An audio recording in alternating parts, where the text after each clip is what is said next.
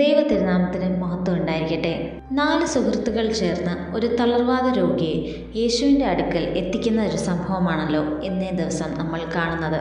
ഈ ഒരു അത്ഭുതം നമുക്ക് വലിയൊരു പാഠം നൽകുന്നുണ്ട്. തിരക്ക് കാരണം വഴി തടസ്സപ്പെട്ടപ്പോൾ അവർ നിരാശരായി മടങ്ങിപ്പോയില്ല. പകരം മേൽക്കൂര പൊളിച്ച് തങ്ങളുടെ സുഹൃത്തിനെ ക്രിസ്തുവിൻ്റെ മുമ്പിൽ ഇറക്കി വെച്ചു. ഈ അത്ഭുതം കേവലം ഒരു ശാരീരിക സൗഖ്യത്തിന് ഒരു കഥയല്ല, മറിച്ച് യേശുവിൻ്റെ ദൈവത്വത്തിൻ്റെ വെളിപാടും കൂടിയാണ്. യേശു ആദ്യം രോഗിയുടെ പാപങ്ങൾ മോചിച്ചു.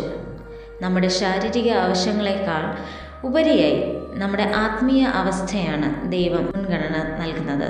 മേൽക്കൂര പൊളിച്ച് സുഹൃത്തുക്കളുടെ വിശ്വാസം നമ്മെ പഠിപ്പിക്കുന്നുണ്ട്.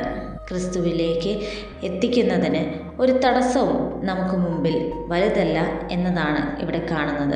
എഴുന്നേറ്റ് നടക്കുക എന്ന വാക്കിലൂടെ പാപങ്ങളെ ക്ഷമിക്കാനും തളർന്ന ജീവിതങ്ങളെ പുതുക്കാനും തനിക്ക് അധികാരമുണ്ടെന്ന് ഇവിടെ യേശു തെളിയിക്കുന്നു. ഒരിക്കൽ തന്നെ ചുമന്നിരുന്ന കിടക്ക പിന്നീട് ആ മനുഷ്യൻ തന്നെ ചുമന്നുകൊണ്ട് നടന്നു. ഇതാണ് ക്രിസ്തു നൽകുന്ന മാറ്റം.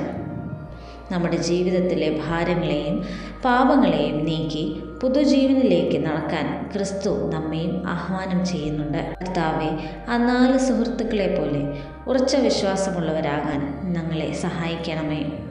ഞങ്ങളുടെ ജീവിതത്തിലെ തളർച്ചകളെ മാറ്റി അങ്ങയുടെ പാപമോചനവും സൗഖ്യവും നൽകി ഞങ്ങളെ അനുഗ്രഹിക്കണമേ എന്ന് നമുക്ക് പ്രാർത്ഥിക്കാം.